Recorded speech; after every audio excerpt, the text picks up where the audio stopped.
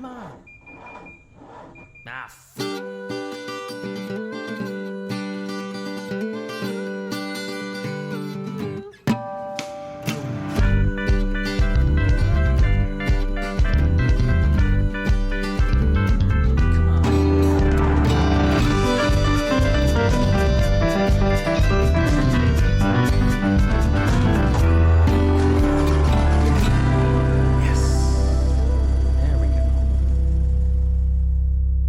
Hey, what is going on, everybody? Welcome back, finally, to the only podcast produced by three two-time winners of IMSA's Spirit of the Race Award.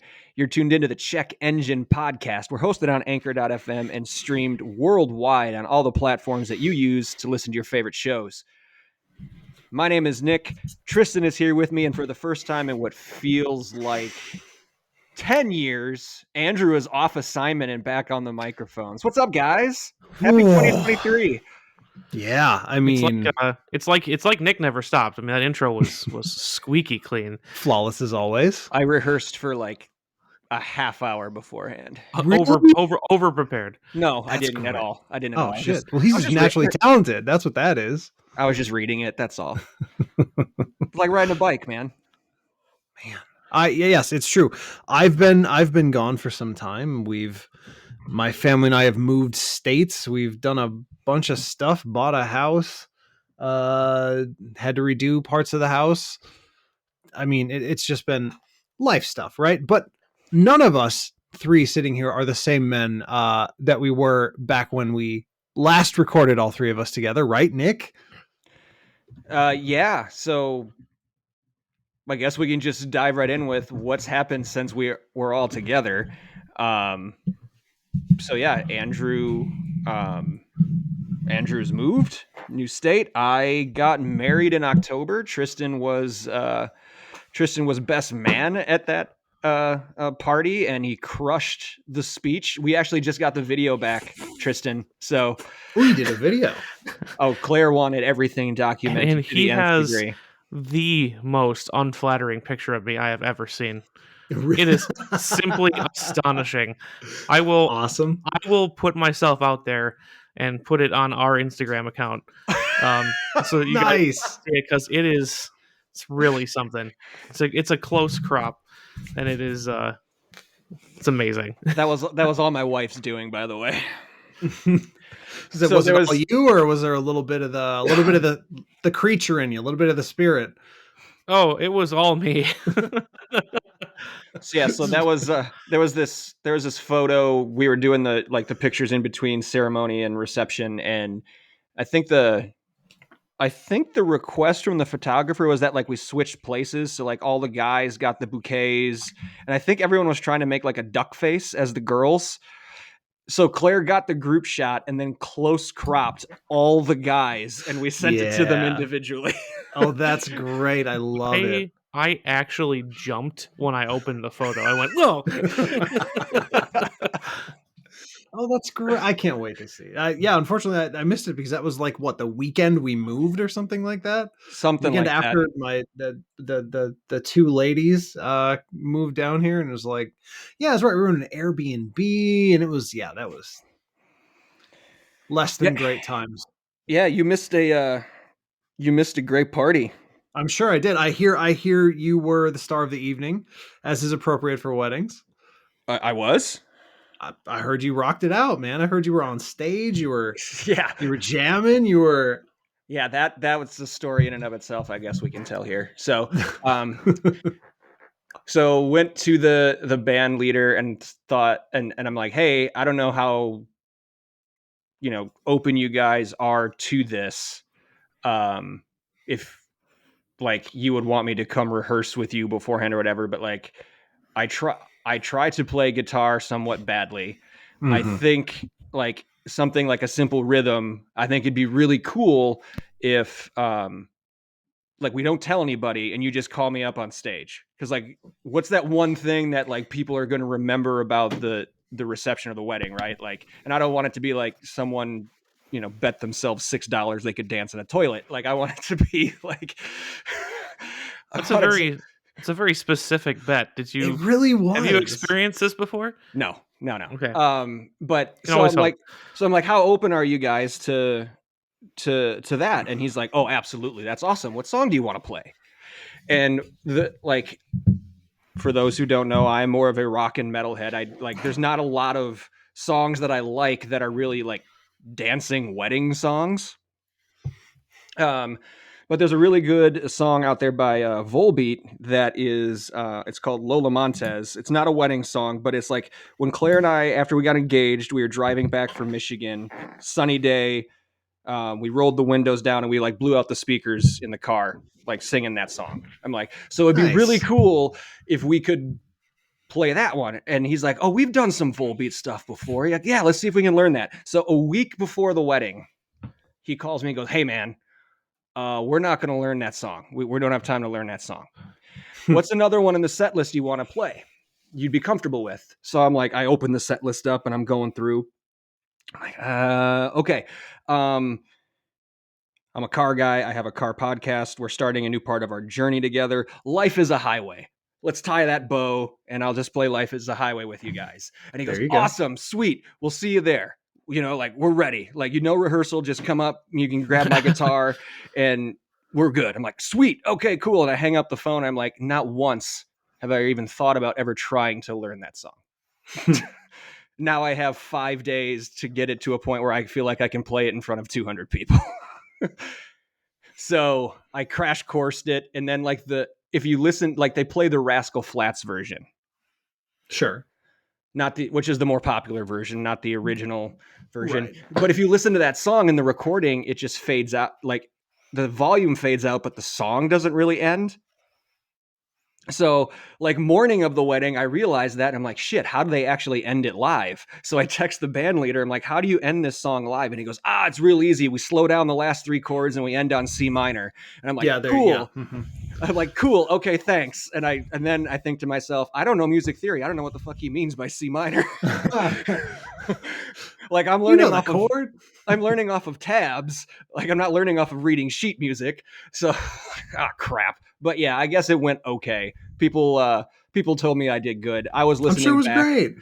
I would listen back like to people's videos and I could hear myself. Like you could hear the rhythm. Like, ooh, missed it there. Oh, plucked a note there. Oh shit. But like, everyone said it sounded fine. So we'll go with it. Tristan, how was it? It was good. I'm sure it was great. Yeah, of course. So yeah, that is the certainly faint praise, but you know. Well, anyways, a huge congratulations, of course. Thank you. Yeah, that was my first time ever on stage. I didn't see the ring. Look, I didn't see the ring. Let's see it up close in the camera. Oh, he's got a wedding ring. Look at that. So here's look at him. And this is actually my second one, Andrew. Oh shit. So I didn't lose. So how would I put this? So in the shower before we left for Aruba, my actual wedding band fell off. It didn't go down the drain, but I'm like, well, if it fell off this easy, this isn't going to be good. Mm-hmm. So at the resort we stayed at for our honeymoon, like the bottom floor was like a little mini mall type of thing.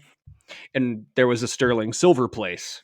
So this one that's on my finger now, I picked up for like $30 at the sterling silver place in our resort. So yeah, I don't have my original ring either. It didn't survive the honeymoon in that. Well, they told me it was a tungsten carbide ring, but they told me it was tungsten carbide on the outside and ceramic on the interior, like not white ceramic, not painted. Yeah. But I put sunscreen on it and the white came off the entire inside. And it's like, no, that's unacceptable. I wanted it white on the inside because that was cool. And so now, because like everyone else does, I just wear this rubber thing because it's way better and I'm more comfortable in it. So I guess it didn't matter in the end. I also have one of those rubber ones for like if I'm playing basketball or I haven't put my metal one back on after I leave them home on vacation because I don't want them to get lost. But I say them. We both do. I only have one. But mine will be an archaeological relic. Mine is just gold. It will last for a million years. That's great. So, yeah. That's so classic. Someone's gonna find your ring and like buried treasure someday. Yeah. Yeah, exactly. They will put it in their long beard. That's what I was going for. Their long beard. It's a beard ring now. So Tristan, so I got married. Andrew moved to a new state and started a new job. Anything happen with you It was over this really break? fun because Andrew was like, Wow. we're all not the same person we were when we I am. Nothing changed. You have aged. I have aged. I have accumulated literal months of more life experience. I've traveled to places I've been before. That's right. He's done a lot of traveling, actually, though. So I've traveled to places I haven't been before. One of them is interesting for the podcast. On our way down to Florida with my in-laws, we stopped at the National Corvette Museum. Here we go. Car talk. Finally. Right. Let's yeah. get in See it. that? Oh, Nick. See, we are rusty because normally you would have cut in and been like, "Now," but we are not a wedding ring podcast. We're not a wedding podcast. We are not a a car wedding podcast. We're a car podcast, and Yeah. then I went to the National Corvette Museum. There you go. So yeah, please tell us. I was super intrigued about the sinkhole specifically, which you did send a bunch of pictures of. But yeah, let's talk about the Corvette Museum, car podcast, allegedly. The Corvette Museum is really pretty cool. Even if you're not a hardcore Corvette fan like myself. I am not is like me, not I am is like me. But it's it's just a really well thought out museum. And it's also the home of their quote unquote factory delivery program, because the factory is right across the street. So they actually do the factory delivery at the museum in Bowling Green, Kentucky. I've sent you guys the picture. I will put it on Instagram of the Corvette nursery. Where speaking of people having babies, it's literally like that. It's a big hallway right in the museum where a bunch of brand spanking new Corvettes are parked, and they're roped off with little nice ropes and big signs that say, "Hey, don't touch this. This is actually somebody's car." And you'll be wandering through the museum, and every once in a while you'll hear a as someone is starting up their Corvette for the first time. And then they take them outside and they let you take them around the museum, test track and all that stuff. And it's quite the experience from what it looks like. And it's very cool to watch and be like, hey, all of these belong to somebody who hasn't even seen it yet. And they're about to be super excited. It's kind of a cool excitement by proxy. But it's incredibly detailed. History of the Corvette, current state, racing, sales, the whole deal, and weirdly inclusive of a lot of the competition that drove the creation of the Corvette. That was the part that was kind of interesting to me. They had like the T-Bird, they had a couple Triumph and MG British sports cars, talking about how when guys came back from the war, they liked these European sports cars, and that kind of was the genesis of how can we make an American sports car, that kind of thing. So a lot of history, and it included actual examples of those, of the competition that were there. Crazy oddball stuff like Roy Orbison's Corvette, or a Corvette that was bricked up inside a grocery store for like 30 years. It was in this guy's will. So wow. Yeah. Wait, he put it in the will to brick it up in a grocery store? Yeah, because he owned the grocery store, and he was like, it's going to be bricked up in the grocery store until makes a little more sense. The great future date of the year 2000. And the grocery store was being demolished in the 80s, so that's when they actually took it out. Oh, what a bummer. They didn't listen to the guy. No. So that was kind of neat. And then, just a whole pantheon of famous racing Corvettes. They've got, SCCA dominating, personally owned cars, factory effort. They had an entire little alcove dedicated to the, CompuWare and beyond C5, 6, 7, 8 racing Corvettes, the Land Speed record Corvette. They had a bunch of cool one-offs, the Mako Shark, the one mid-engined one that they made, the the only remaining 1983 Corvette, which was a year that nominally did not have any Corvettes created. You could only buy a 1982 and a 1984 Corvette. Huh. They had a bunch of them manufactured in 1983 for test bed and research purposes, and they said, nah, back to the drawing board. We're going to make the next one. We're not going to sell this one. And they destroyed all but one of them, and the museum has it. Really? Yeah. That's kind of cool. So is that cool the stuff transition like that. between like the C3 into the C4? Was I it think early so. 80s? Yeah. Yeah. Yep. And then, what everybody's really here for, the sinkhole. Yes, sir. Very interested in the sinkhole. That was really cool from the pictures you sent about what they did with that. It was cool. They turned it into a nice exhibition about the sinkhole itself, and literally right down to like the geography and geology in Kentucky that make it particularly prone to things like this. And they had a drawing on the floor of where the sinkhole was, and another drawing larger on the floor of where the actual underlying cave was. They had a diorama with like how and where and what angle all the cars had fallen and how far in they went.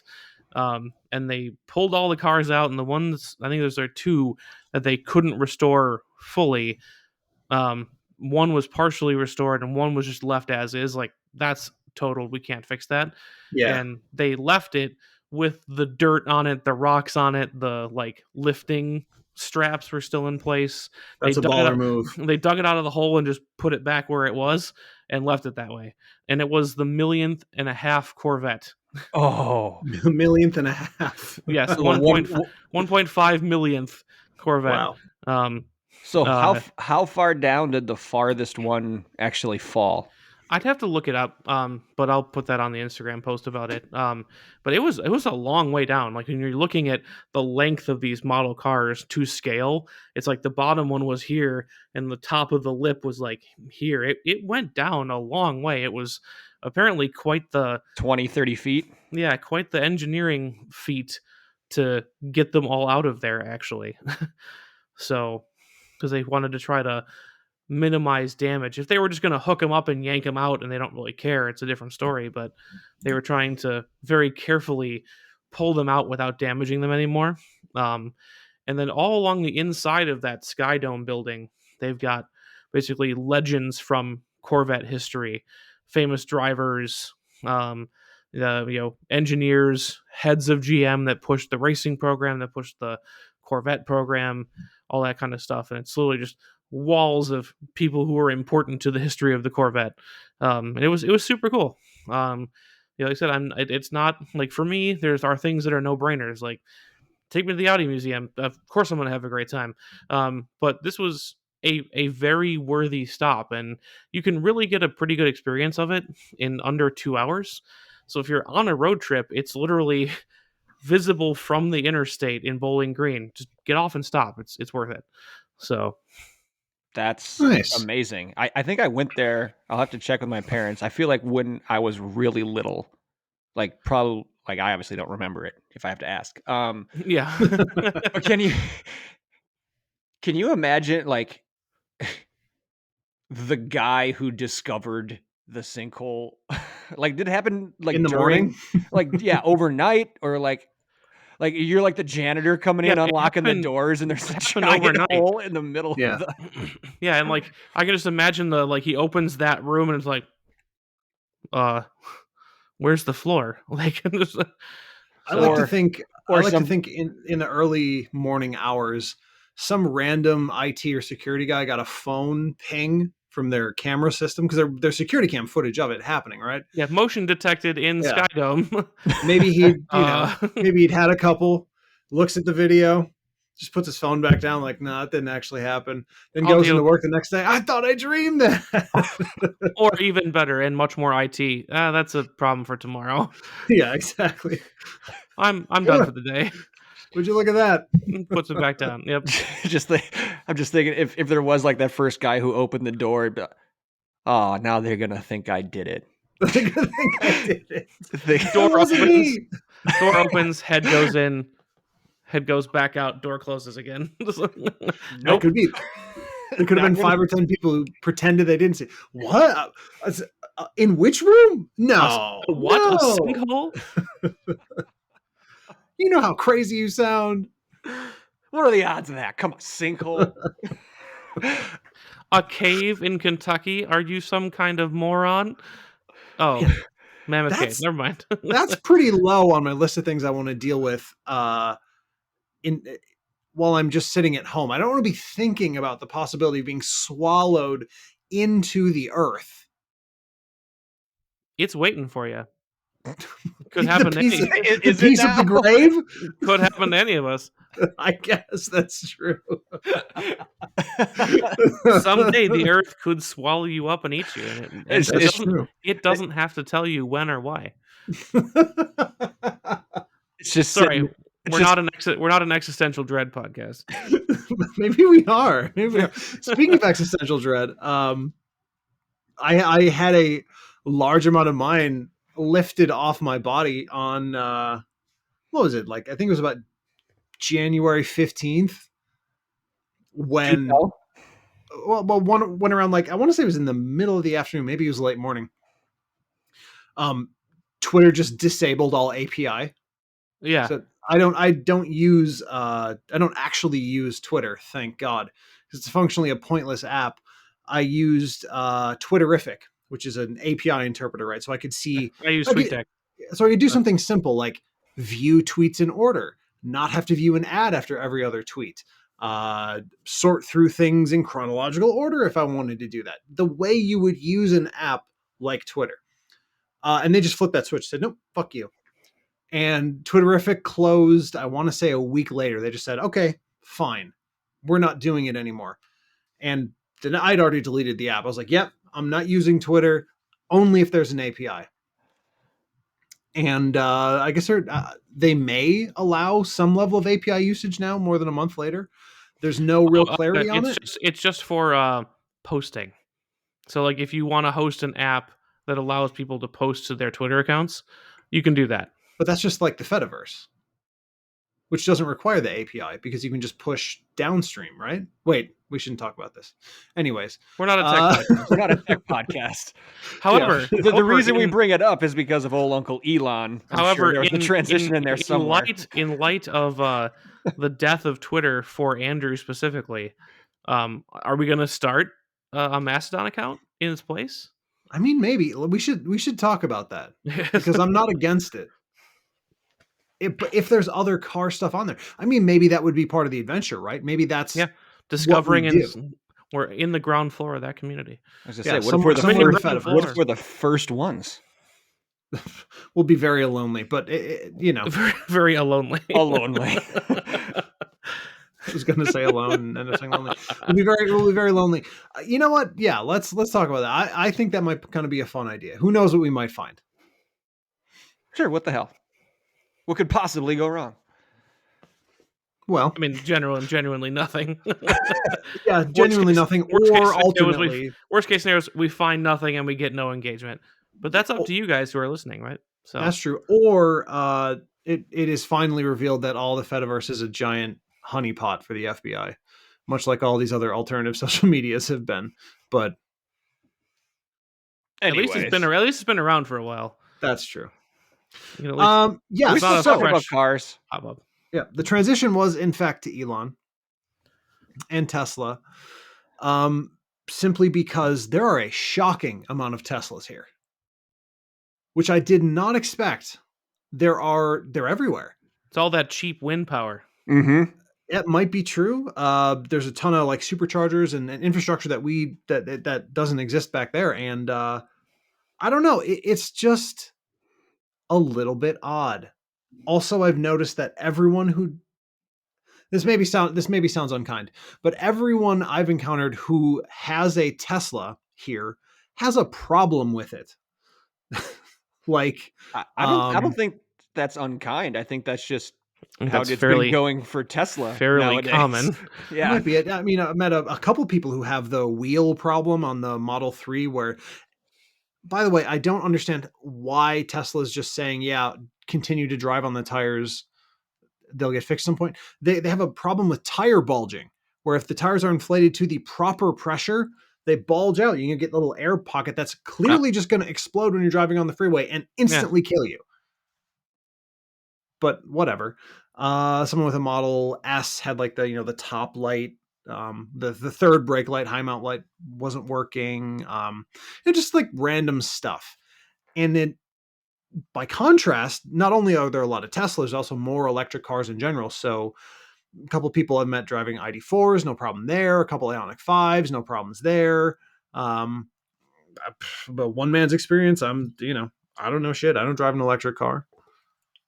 It's basically coming true what we talked about for years is that, Andrew, you're the one I think who first brought it up on this show, was they're an IT company trying to make cars, not a car company.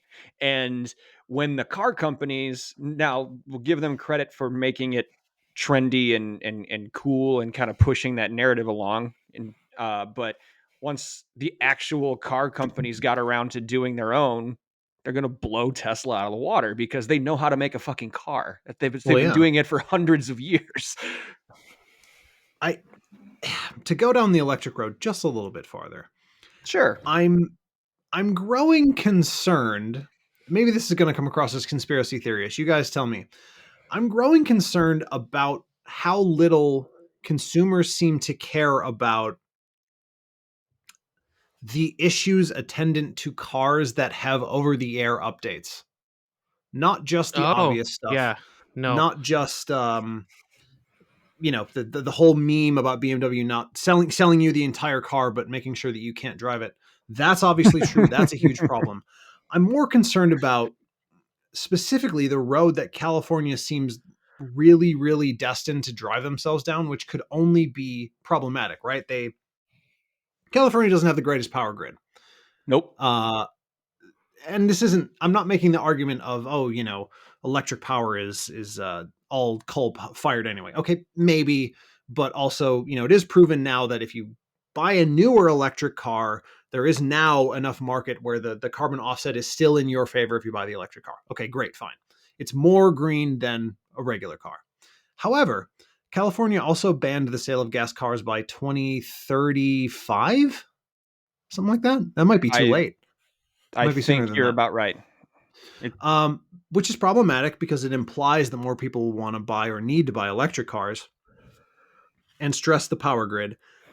And then let's not forget the overarching theme. If you buy an electric car, you're virtually guaranteed to have one with OTA because that's how they manage their product cycle. That's how they deal with the attendant problems of battery updates. If you have an electric car, you bought a cell phone with wheels, it has to receive updates. That's the way the technology works. So now picture some sort of government order, and this is where it gets into the conspiracy theory part. I get that. Imagine a government order or a travel order where they disable your car for you. And do it under the guise of for the safety of the general population or whatever it could be. For anything. It could be something that makes a lot of sense, right? Maybe it's, God forbid, massive earthquake, post-earthquake, we don't want people traveling, shut it down. Hey, love that. The pass going across the Colorado Rockies is getting snowed in. Instead of trying to close the highway, we're just going to shut everybody's car off so they can't go anywhere in Colorado, Yeah, I don't know. I feel like what I don't like is problematic dystopian realities being pushed as beneficial for mankind. And there might be an argument for it. And again, we don't have to go back down the road of, hey, by the way, the guy who handpicked the cobalt out of the ground for your battery, he's a literal slave. But like that's an attendant problem with all things that are battery powered. It's not, to me, a choice that I would want to make, choosing between a futuristic car and everything else that's powered by technology. That's a really easy choice. I don't know. Yeah, I would think so.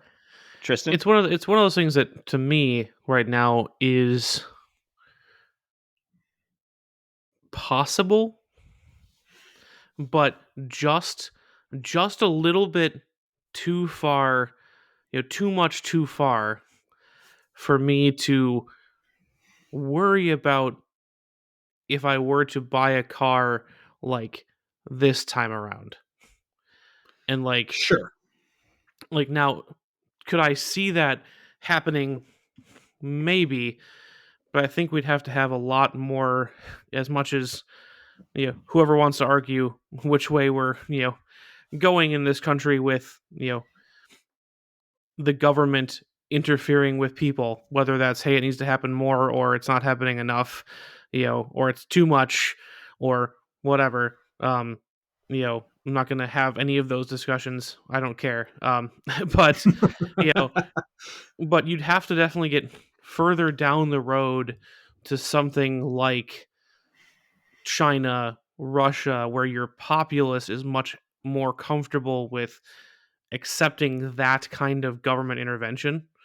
I mean, we couldn't even get people to stay home for a couple weeks, like, I don't think that right now the US population would respond with anything other than literal riots if like an entire metropolitan area's cars got shut down. Um and I Well, I don't don't know. I think that for them it's not worth whatever benefit they might get from shutting down the cars is not worth the fallout from that at this point.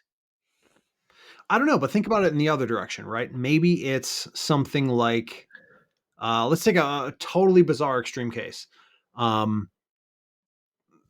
Someone, whether it's the FTC, the FCC, whoever, takes a look at Tesla's autopilot and the claims they're making and goes, oh, this is actually so far away from the actual deliverable that you give people, that it's going to be illegal.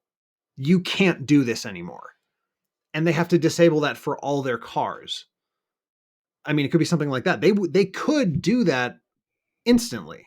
Yeah, In well, theory. and that's more just a regular feature of OTA. Like, anytime anybody's ever, you know, thrown a lawsuit Apple's way about, battery management or whatever else, it's always addressed in the very next update. It's like, fine, you want your phone to crash, turn off battery management, go ahead. Yeah. Like, and they'll disable features, they'll disable, you know, core technologies that other apps on the phones are using because Apple thinks something is right one way or the other. And I think that that's something that we're seeing OTA updates for internal combustion cars too. Like, True. and I think that's something that companies are moving away from having to bring these cars into service centers and plug them in to update the head unit, or in my case, reprogram the transmission. Like, if they can do a recall service without having to actually physically recall the vehicles, I think they're going to see that as a benefit. And I think most people will. But again, it's going to be one of those things where when you look at, I literally think there is no company big enough. Let's say that, like, Apple decides that, or someone decides that, the back camera on an iPhone is illegal, like some major selling point of the device, and Apple has to comply with a legal request to disable that camera, and they do it via an OTA. And like, I don't think there's any group or company big enough to survive that kind of thing. Like, immediately iPhone sales would drop to zero. And you know and I think that's something that you know the governing body would have to attend to, that Apple would attend to, and like, they'd figure that kind of stuff out to avoid major interruptions. Because let's face it, like, selling on the government side, selling these things drives the economy. They want that. They want the tax revenue. They want green cars. The companies want to make money. And that's my very jaded tinfoil hat view, is that no one's ever going to mess with this technology enough to make people not want to buy it, because having people buy it is so important to the way our country functions, that no one's going to let that happen. But Right. that's my tinfoil hat in the other direction. So Maybe. I But let me but I let just want me to point out quick that no one stopped buying iPhones when they changed how AirPlay worked, specifically to address issues with the Hong Kong riots.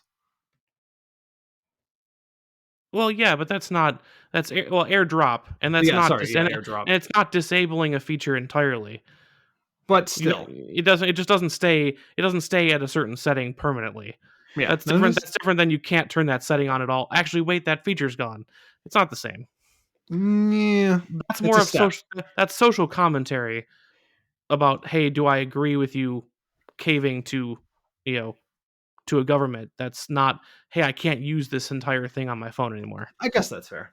So So what I was gonna say, Tristan, just to challenge that a little bit, you're talking about like if they decide that the back camera is illegal, the the government wouldn't decide that the back camera is illegal only for iPhone. It would be for the Galaxy, it would be for the Google Pixel, it would be for any phone that would have it.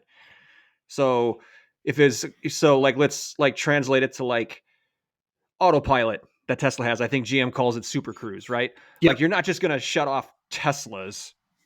It would be Teslas and GMs, and if Audi yeah, or but the we've Volkswagen seen Group. it before though. It And depends on how you're defining things as illegal. Like if if the FTC, using Andrew's example, decides that like the suit at Super Cruise infringed on the patents that, I know they're open source at this point, but infringed on Tesla's patents, and that makes that version of that technology illegal. That can absolutely happen where only one company's version of a technology is illegal, because True. it's not illegal because of it being dangerous to somebody or whatever else. It's illegal because they infringed on patents, and there's an import ban and all this other stuff. Cease sale orders and all that other stuff. So there are yeah, that ways can be to true. mark certain things illegal, but that's not really the heart of the argument. I picked a component at random, but Yeah, no, it's it's an easy example, but yeah, I I think don't know. I think electric cars are going to be subject to, like you said, you bought a cell phone with wheels, and I think we're going to start to see some of those little things that cell phones do absolutely become a problem. I think you're going to see software updates that you're going to have to replace components of the vehicle. Like I was reading an article about how crabby Steve Wozniak was with Tesla because he bought like one of the first Model S's and was sold the full self-driving feature that still hasn't been released yet, and he's had to update his sensors and his camera and his like central processing unit a bunch of times to even keep up with the updates to autopilot, and hasn't even gotten full self-driving yet. Like you're going to end up with like, hey, you know just like an iPhone, we rolled out this new you know magic that the camera does, but to use it you have to update your software, and update your software, it doesn't run on the old hardware. You got to get a new car. Like Yeah, and I think we're going to see a lot of those ills where it's not going to be turnkey cargoes. There's a lot of battery management and cameras and sensors and stuff that age far worse than simple internal combustion engine technology does. And that's even compared to internal combustion engines today, which by no means have simple technology layered on top of them. A yeah, lot of the valve timing and fuel mixture and all this crazy stuff that makes like all the wizard stuff that Hyundai does with GDI to make these gas engines ridiculously efficient has to do with a lot of technology built on top. But it's solid state. It's not updating. It's done. It's baked in. It's done. And I think that electric cars, because they're being sold as cell phones with wheels, everybody's going to want the latest and greatest thing every couple years, and that's the problem that I see. That's a really good point. But also, if you're buying a car strictly for the self-driving features, you probably just shouldn't buy a car. Take the bus. Yeah, just take the yeah. bus. If you don't want to drive, why would you even buy the car? Well, I think Have a driver drive you. Uber places. I think it's kind of it's a solution to a problem that didn't actually exist, right? Fundamentally, if you are someone who needs to drive to your place of work and you've already made the choice to do that despite the fact that you hate driving, then you have a very specific problem that does not need to be solved by quote unquote society, right? However, It is a very good way to exploit people's sort of innate laziness. Yeah, man, big reaction for those of you who can't see the video screens that we're looking at from me. Tristan, our brand VP says that all the time. Are we a solution looking for a problem? Are we actually solving a problem here, or do we just have an idea that now we need a problem to solve with it? Like, yep, that's the IT version of that is we're looking for it's a solution looking for a problem. Yeah. Yep. Yeah, so for sure. It's, and I think that's electric cars in general, and a lot of modern cars, even without the electric doodads. It's like I fell prey to it myself. I bought my Outback the one exact year, the first Outback, exactly 1 year before they released CarPlay. Yep, I remember that actually. I was like, well, now I have to update my car because I drove a rental car with CarPlay, and it was like the best thing ever. And I got to get rid of this car now. Like, I'm not saying that I'm perfect in all of this equation. Yeah, to quote the mildly famous TikTok sound now, it's me. Hi, I'm the problem. Like, it's like, Mods kick him. He made a TikTok reference. Nope, I am the mods. Yeah, but I think to go a little bit farther down the technology in cars is kind of bad rabbit hole. It not only solves problems people solves, quote unquote, problems that aren't really real. The other issue is that no one is yet dealing with how people will actually use these systems or abuse these systems as opposed to how they use them theoretically. And I think that self-driving is, as usual, the perfect whipping boy, right? The first thing that anybody's going to do in any car that claims to have any sort of self-driving capability is fucking go to sleep. Yep. It's not a question. It's not a theory.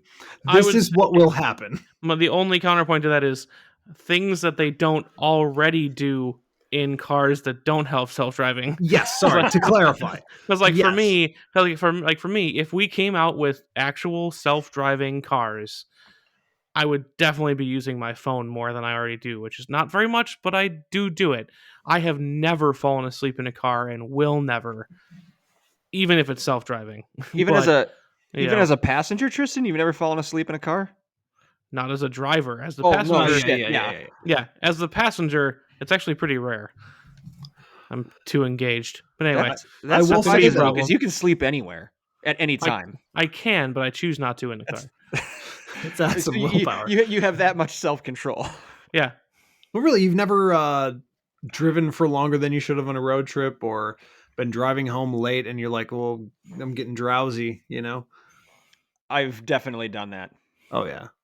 I'll admit it. I'm not proud of it, but I probably have been drowsy. I haven't had any moments where like, oh God, was I asleep? Like, I don't know.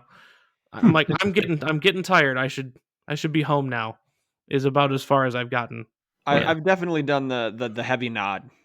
Yeah. Oh God, that's that is the most horrible feeling when you're driving. That you just like jerk away. You're like, oh God, it's so terrifying. You don't know. You could have gone 50 feet. You could have gone 10 miles at that point. You're like, you don't know.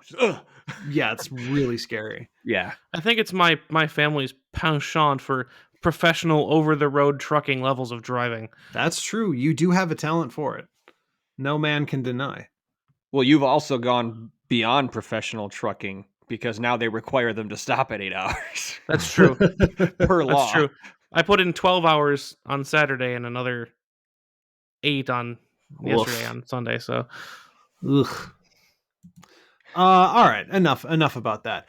Let's talk about something that just happened. Oh yeah, segue me. We like talking about the number of hours I drove.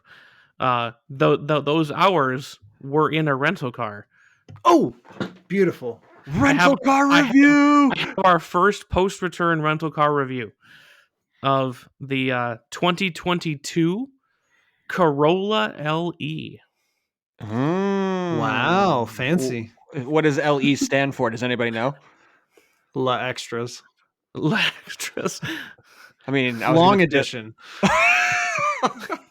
It's not. It's a very short edition. I would say it lethargically energetic.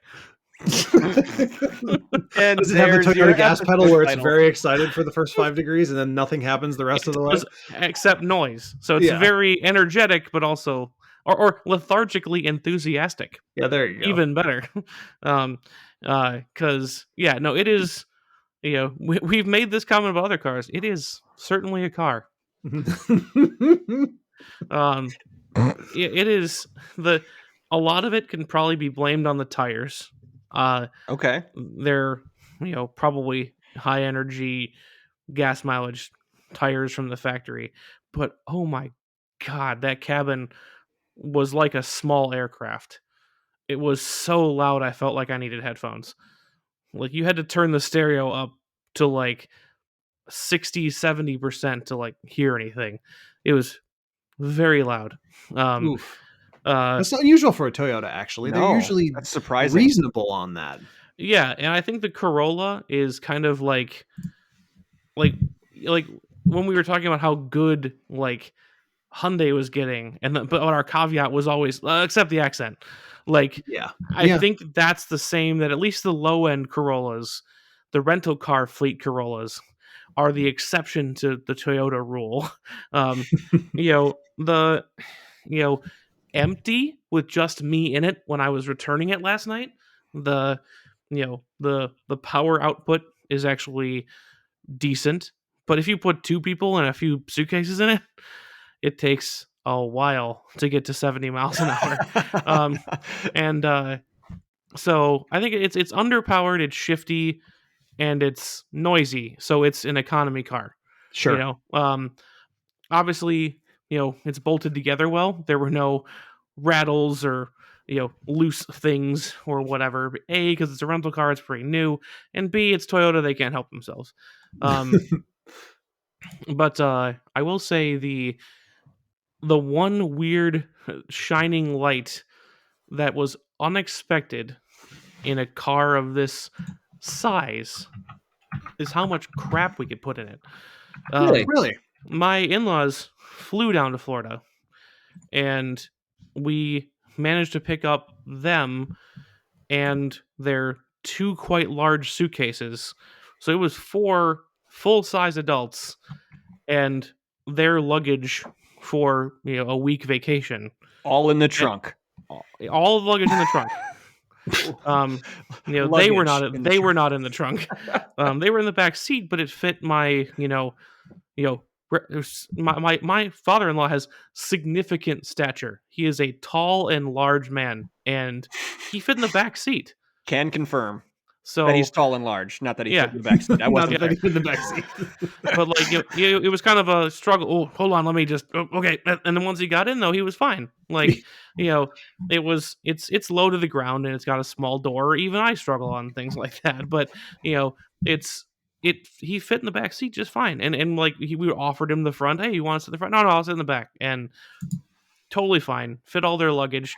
So it was surprisingly spacious. And we were gone for 2 weeks. We had 2 weeks of luggage, that 12-volt mini fridge I've got, a big snack bag, and that all fit in this Corolla.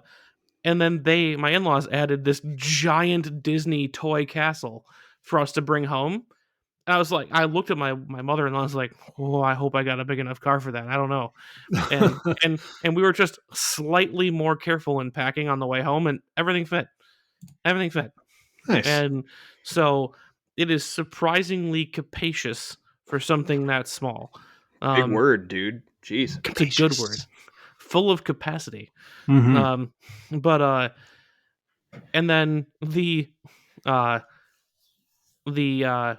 automatic, cruise control was weirdly good. Of all things. What do you mean?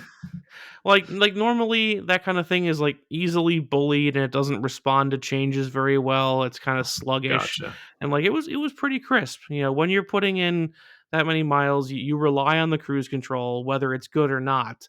And it's always a bonus if it's actually kind of pretty nice. And it was.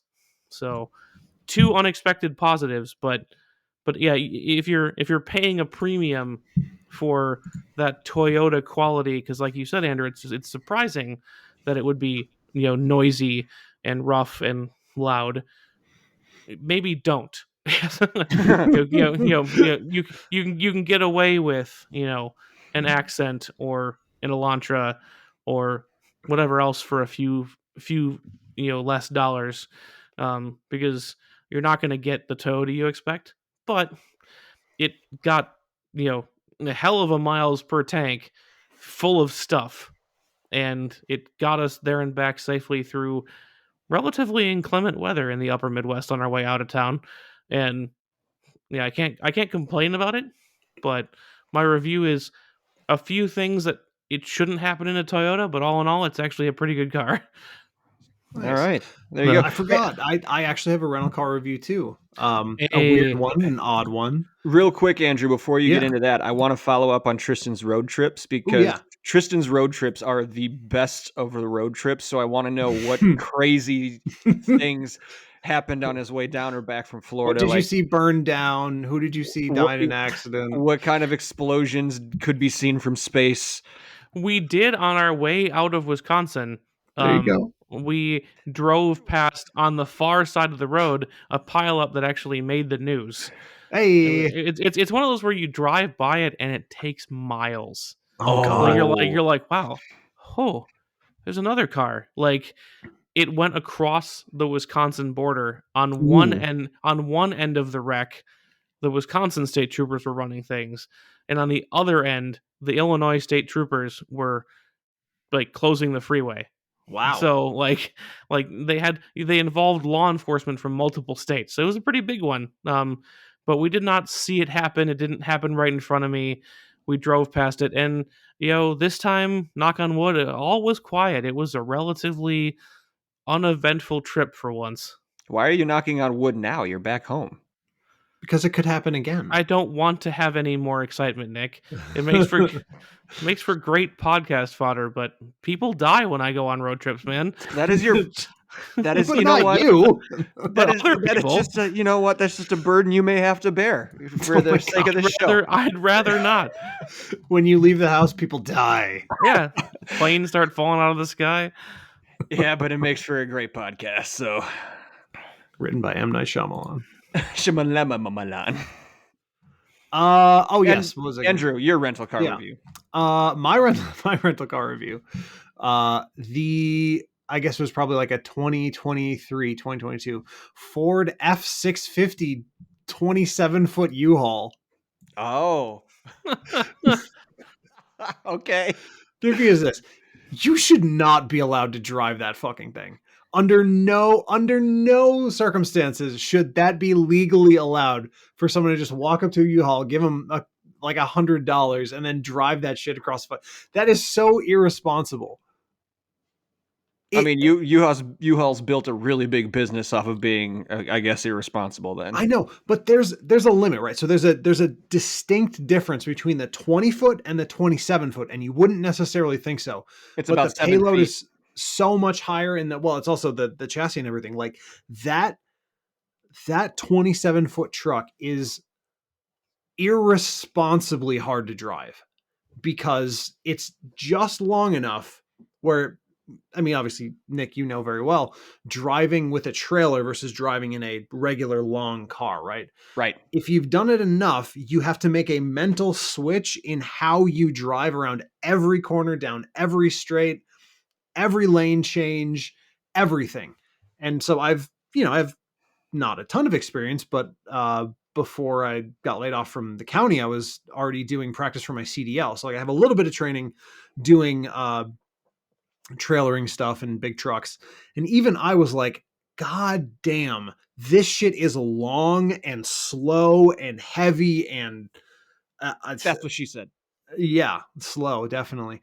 And it's just, it's like, I had a moment. It was kind of funny because my dad was driving one of these things, but he took a different route than I did. I like to go kind of out the Dubuque way, out of Wisconsin, so I don't have to drive through Illinois and see Illinois. And so he actually left later than me. But my dad, for the 40 or so years of his career, 45 years, has driven delivery trucks. Like, this is what he does. So he's very, very comfortable. And I remember we're in Iowa, nothing to see, nothing to do, out in the middle of nowhere. And I see another 27-foot U-Haul way back in my mirror, because I'm in the right lane. Obviously, I'm a responsible driver. And I was like, God damn it. If this is my dad, I swear to God. And yeah, he just blows by me like a nice even pace, and I wave at him and he waves at me. And he took the next exit because it was about lunchtime. He was going to grab some lunch. And I was just like, okay, so between the two of us, there's a good amount of experience. Imagine anyone else driving these things in the middle of Iowa in traffic. You have to, stop at rural gas stations sometimes. Like, this would be a fucking disaster. Even I curbed up at the gas station, like almost took out the metal railing. It's like, holy shit. Someone should stop them. Someone should really stop them. You can't just be allowed to rent these things. Don't rent that. Write a letter to your local alderman, everybody. Review. I thumbs it down. I'll have to double check, but my sister drove a very, very long U-Haul through Roanoke. You guys went to her house with me. Mm-hmm. You know what that neighborhood was like. Yep. And she did pretty well by all accounts, which is astonishing considering, like you said, the nature of these vehicles. Yeah. Well, kudos to Brenna, I guess. But yeah, you're right though, Andrew. Like, anytime,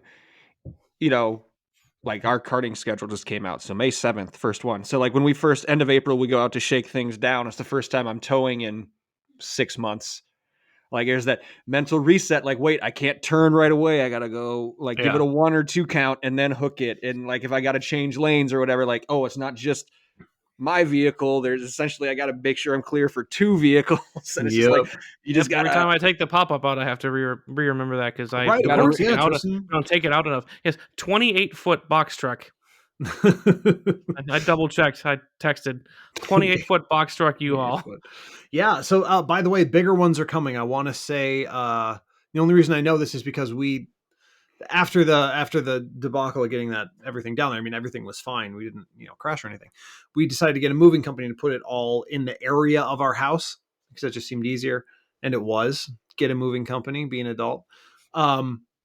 Theirs was 29 foot. With a door like 3/4 of the way down, like a full door, down the bed. I would imagine that's going to be the next U-Haul. They're probably going to upsize them for whatever the 2024 model year. And yeah, so that's going to be an even bigger problem. That's my review. Be an adult, get a moving company. I did see a guy with one of those with the door down the side where the door was just open. Well, and obviously that's going to be the result. Like the inside was empty. So, who's to say? Including me. I am also an idiot, but everyone is an idiot. Yeah. We're getting a moving company when we move out of the condo. And that was per my father, who said, I'm not helping you move again. Get a moving company. Smart man. Just get the moving company. That was the last time we moved. I received the same ultimatum. It's less than you think. Like, it's not cheap, but it's less than you think. Yeah. We're definitely doing it. There's things that I am not carrying down 2 flights of stairs. Yeah. I'll pay someone else to do it. Thank you very much. I don't have a rental car review this time, but probably by the time we record again, because 3 days from now I'm on a plane to go down to Daytona, and we're gonna obviously need to rent a car there. So, woo! Back down to Redneck Mecca to see for the annual pilgrimage. It's going to be kind of interesting this year, I think. We're going to see Jimmy Johnson is back, and he's actually got to qualify on speed or race his way in. Travis Pastrana is trying to make the 500 this year. So some bigger names that actually, obviously Jimmy Johnson is like the biggest of the biggest names, at least in recent history. So he's since he doesn't have a full-time ride, he's not like guaranteed anything. So he's got to actually try to qualify on speed or race his way in the qualifying races. So there should be some interesting stuff down there. Our first ever guest, Josh Balicki, is not running the Daytona 500, but he's running the Xfinity race on Saturday. So looking forward to seeing him on the high banks again. Good luck, Josh. Also, congratulations. He just got engaged, actually. So, oh wow, Hey, good for nice. him. good for Josh. Yeah, so I will have a rental car review the next time we speak. I have no idea what we're going to be picking up. We'll see. Nice. But Let's see. saying Travis Pastrana, though, sorry, Andrew, just reminded No, you're me. good. Yeah. Since we've been away, some really, really sad news, actually, with the passing of yeah. Ken Block. Mm-hmm. Talking about with a few other people, like the whole Hoonigan brand and the first like Gymkhana video that really took off. It kind of,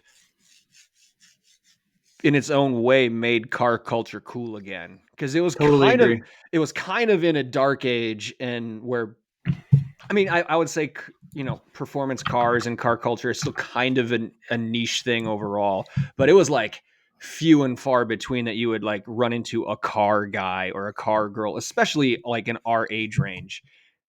And then Ken Block released a Gymkhana video, and all of a sudden it was the coolest thing to be a car person again. Because that was one of Ken Block's talents or passive talents, and maybe like the DC shoes thing really helped him out. But he always looked cool. Yep. He always looked cool. And even it was one of those things where you expected it to age badly, right? The skater look, or whatever you want to call it, Monster Energy sponsorships and that whole meme. Remember what a meme that was. But he just never didn't look cool. Like if you just pull up Ken Block images, every picture, he looks cool. Yes. And he's driving something cool, and he's doing something cool. And it's like, it's just that sort of unapproachable aura of just doing rad shit. You know what I mean? Like he was just a cool guy. And never met him, obviously, but he was just cool.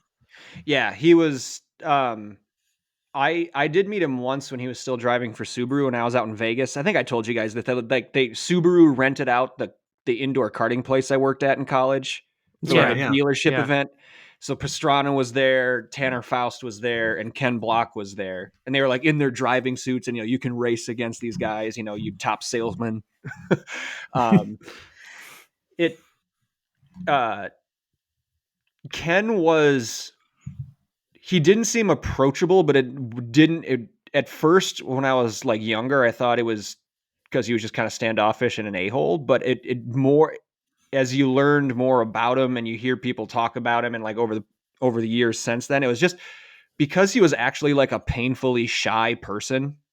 Like he did it because he wanted to do it, and then like the fame and obviously the success of DC Shoes gave him the means to do it and go off and just have this dream car enthusiast life for the rest of his life. But the fame, like, I just don't think he was that comfortable with the fame that came along with it. Sure. Like he was just a business owner before the Gymkhana video. Like he was just a guy with a successful business that could walk down the street and people wouldn't know who he was. But then Gymkhana happened and Hoonigan happened, and now he's this worldwide superstar. And I just didn't think again, very limited time with him, like one evening, a couple of interactions, like it's just like he didn't want or wasn't comfortable with any of what came along with it, because he was just doing it because he loved it. And the fact that genuine also helped drive it home too. It wasn't like he was doing it to try to get famous. Like he was in love with everything that he did with cars, and that passion, totally agree. And that passion was obvious, and I think that's what drove it home for a lot of people, and what, like I said, kind of made car culture cool again in the last 10, 12 years. Yeah, it's like that Tony Hawk energy, right? I love those memes of Tony Hawk's existential crisis, because he's now so far out of like common knowledge skating that kids don't know who he is when he shows up at skate parks. And they like ask if he's a good skater, and like, which is so great. Just some of the best memes ever. Yeah. He tweets about his Twitter is actually hilarious to follow about people thinking he knows, like they know who he is. Yeah, or Like or thinking that he might know Tony Hawk. Yeah, yeah, where they showed where he shows his ID to the TSA agent. Oh, yeah, Tony Hawk, like the skater. Yeah, I wonder what he's doing now. This. It's this standing here in front of you. It's just yeah. I feel like that's very much the class of in the same thing that kind of Ken Block was doing. Obviously, with I mean maybe better results, right? Because people knew who Ken Block was, but it's just I don't know. There's something about people who very much know what they are, have the self-confidence to be very aware of what they're doing and just continue to do it, right? It could have been corny. Hoonigan thing could have been corny. You know, it had like the super street racery Need for Speed Underground look, and like the vibe was all very much that, and the color palettes, the electric blues and the blacks and the bright green. But it never came across as corny to me, even though it is marketing, right? Of course it's marketing. Even though it is whatever you want to call it, right? Is it selling out for Ken Block to do something with Monster and Ford that makes him a ton of money? Maybe not for me to decide, but it didn't come across as inauthentic. And I think that's the key. Even though it was commercial, even though it was a product, it doesn't necessarily make it less authentic unless you don't actually believe in what you're doing. And that's so rare. Yeah, that's exactly. And that's what that's what pushed it as far as it did, is because it wasn't, or at least they did a very good job of making it seem like it wasn't phony. Yeah. Yeah. Like, and even like, was it Amazon that did like a behind the scenes season? Like they did like a 5 or 6 episode like season of like making one of those videos and like all the stuff that they had to go through. It was, yeah. You could, every single person on that production crew, like the microphone, what's that guy that holds the grip, the boom mic guy, the boom grip guy, like he could tell you like the diameter of every single bolt on his daily driver. Like every single one of those guys and girls were just as passionate about it, and that's why they were there, you know? Yeah, I'm a videographer, cool. But I'm a car person. So this is like a dream for me that I'm working on Ken Block's Gymkhana video, you know? Like all of that is just it was so cool to watch. It really was. Yeah. Gonna miss him. Thanks, Ken. Yeah. Yeah. That was a special guy. For sure.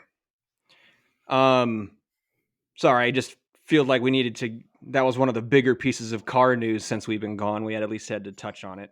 Don't want to end on a downer. We should probably pick a happier story or topic before we get out of here. Here's a really weird one. I the last couple of years we've done reviews of like the car commercials in the Super Bowl, but this year there basically were none. Did you notice that? There weren't many. Very few. There weren't many. There were Ram 1500 electric, which I thought was the best of the car commercials because of the way they made it like a boner pill commercial. Yeah. That's premature electrification. It's true. It's true. It was really weird that way. Yeah. That one was good. There was Will Ferrell did the GM EV ones where like they GM placed Netflix crossover. Yeah, Netflix crossover. That's what it was. Yeah, weird. Some of it was pretty. There was a couple funny parts in that, but I still like the Ram one much better. I'm trying to think. Did Hyundai Kia have anything? There was a Kia one, but I honestly don't remember it. I'm looking at a list and there's like 4. That's weird. Sounds about right. What was the Kia one? Okay, so GMC we talked about, Ram, Jeep, who were also a title sponsor for the halftime show. Jeep, the Jeep 4xe, they're electric. It's 4xe. Yeah, okay. And then Kia. I do not remember. There was a Porsche one. I wrote it down. I must have been in the bathroom for that one. It was right at the beginning. It was, it was a partnership ad. This needs to stop. But it was a partnership ad with the new Transformers movie, which is apparently like they had the Transformers logo and then like the Probably the Porsche, right, flipped into the Porsche logo, which was the Porsche crest. Yeah, because the main character drives like an older 911. Porsche 911 that's Yeah, in you the got movie. Yeah, yeah, that. Yeah, don't I care. was driving home, I think, for that one. I think I heard that one. Yeah. Don't care. Yeah, Claire and I both were lolling. We were laughing out loud for almost the entire Ram 1500 EV1. I think that was really, really clever for them. I'm not a really big fan of a lot of stuff Mopar does, but that was funny. I'll give them credit. Yeah, but it was really light. It was really light on car commercials, and outside of that Porsche one, it was probably all I can't remember the Kia one, but the ones that I remember were all EVs. Did you see the it was the for one the Telluride? Yes, I remember that one. Telluride one because he forgot the binky. Yeah, Yes, that's right. Dad forgets the binky. Dad makes national news. Binky Dad or something. Hashtag Binky Dad. Yeah. Shaking my head. Andrew, were you binky dad? No, because we keep spares because we're not idiots. But it wasn't the favorite binky. There's spares, but it wasn't the favorite. No. See, that's the trick, right? Letting your kids develop opinions. no, none of that. You flood a very specific kind of choice so that you're not caught out when something like this happens, right? My daughter loves books. She loves books about babies. So we don't have one book about babies. We have 20 books about babies. So that if we can't find the one book about babies, it doesn't matter. Like that's how to succeed in not being inconvenienced by stuff like that, in my opinion. That's actually 50 million pacifiers.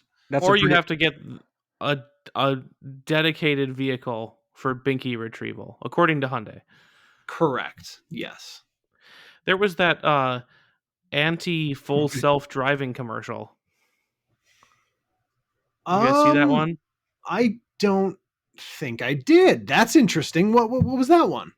Let me find the exact details, but as I can start, there was a basically this guy who runs the Tesla haters ad. Basically, it's I thought it was very much up our alley.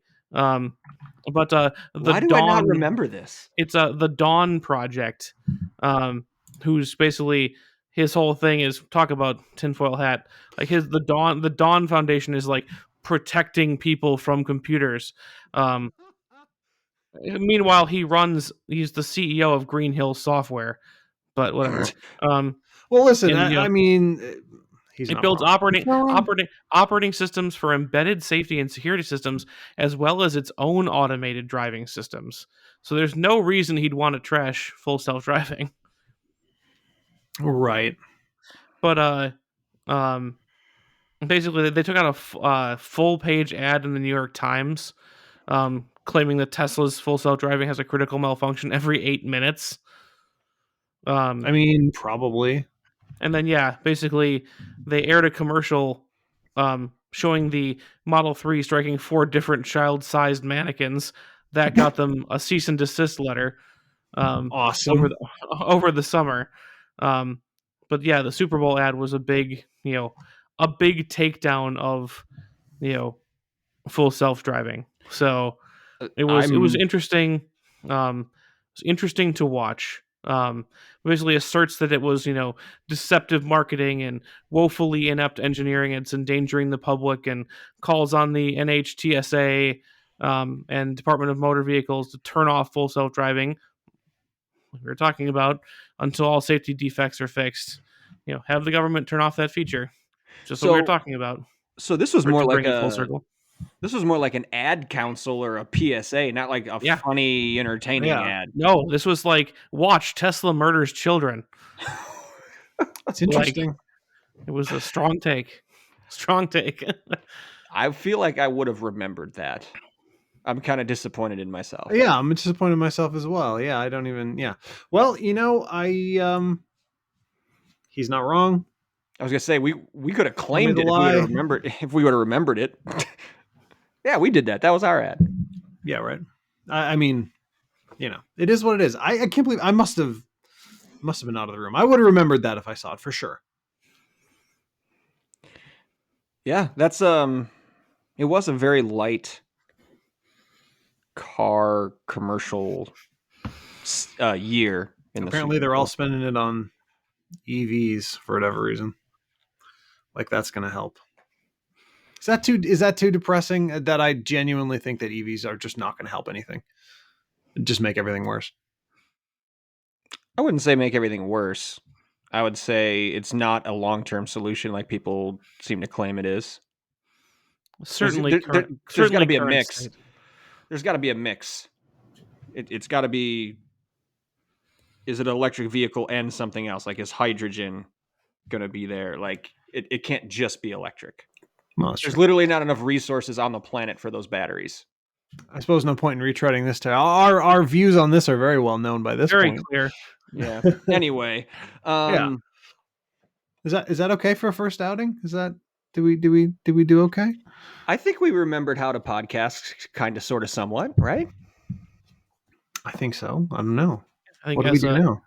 As a welcome back recap, a little bit of personal stuff, a little bit of industry news.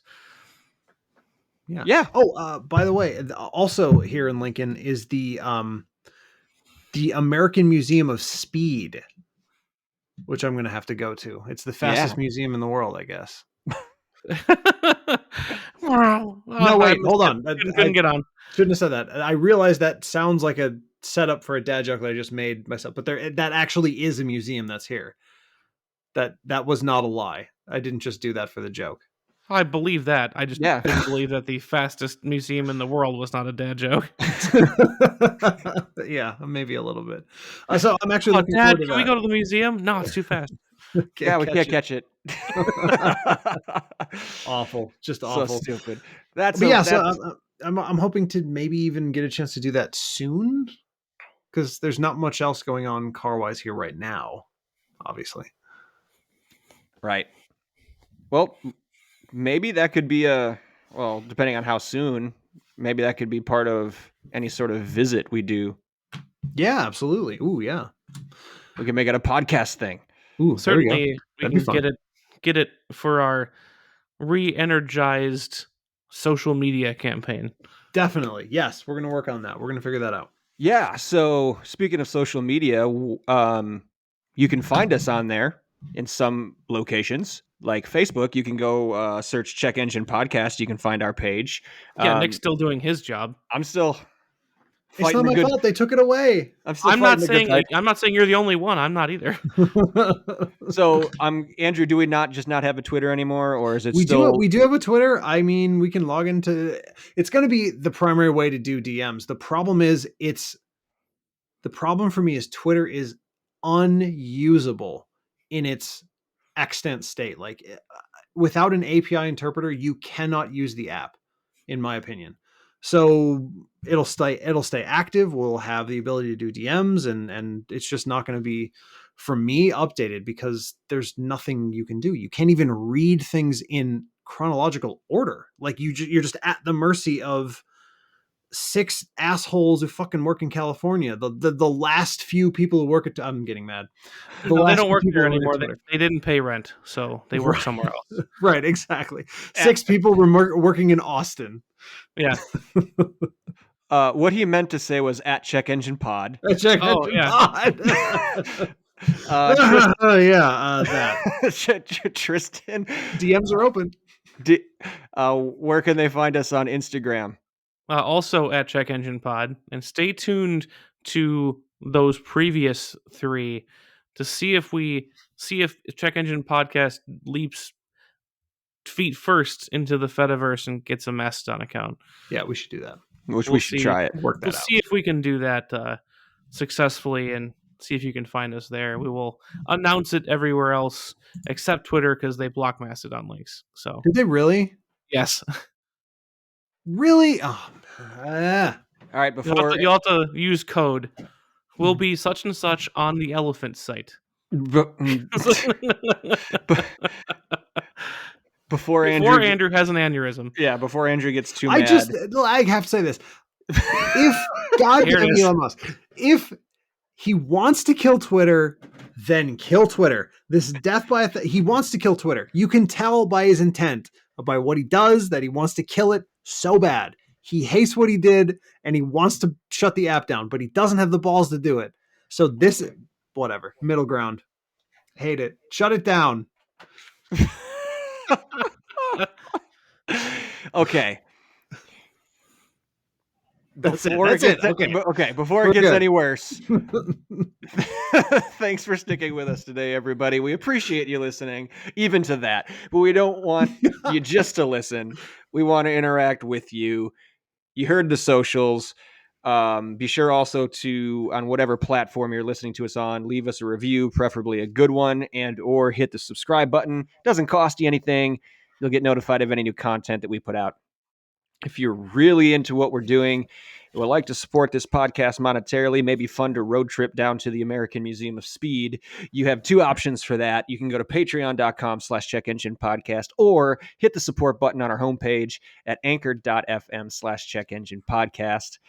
Every cent pledge is put towards making this a better experience for you, and none of it goes back into our pockets. Any thank yous before we get out of here? I think for this first one, I think the only one that I could fathom is anybody who is still with us and paying attention and listening. We are back. Thank you for holding on.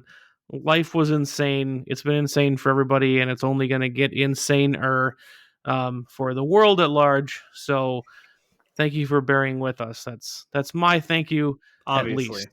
So anyone who clicked, anyone who listened, that's the thanks. For sure. Because, absolutely. Yeah. We're here for a good time, not a long time. And we're just trying to, trying to get our lives in order so we can make better podcasts, honestly. Yeah. There you go. The difference in creativity, like with a job you aren't really vibing with versus the job you are vibing with, it's a major difference for me. Which means good things are coming. So yeah, I echo the same thing. Thank you, listeners, for your continued support. Just for keeping us top of mind through this really long break has been. We still hear from you guys from time to time, and it's amazing. So people were genuinely knocking down the door. When's your next episode? So here it is. Hope you enjoy it, and thank you for asking. Yeah. So thank you for your continued support. We love hearing from you. We love recording this for you. And we cannot wait to speak to you again. It will not be this long. So until we talk to you again, take care.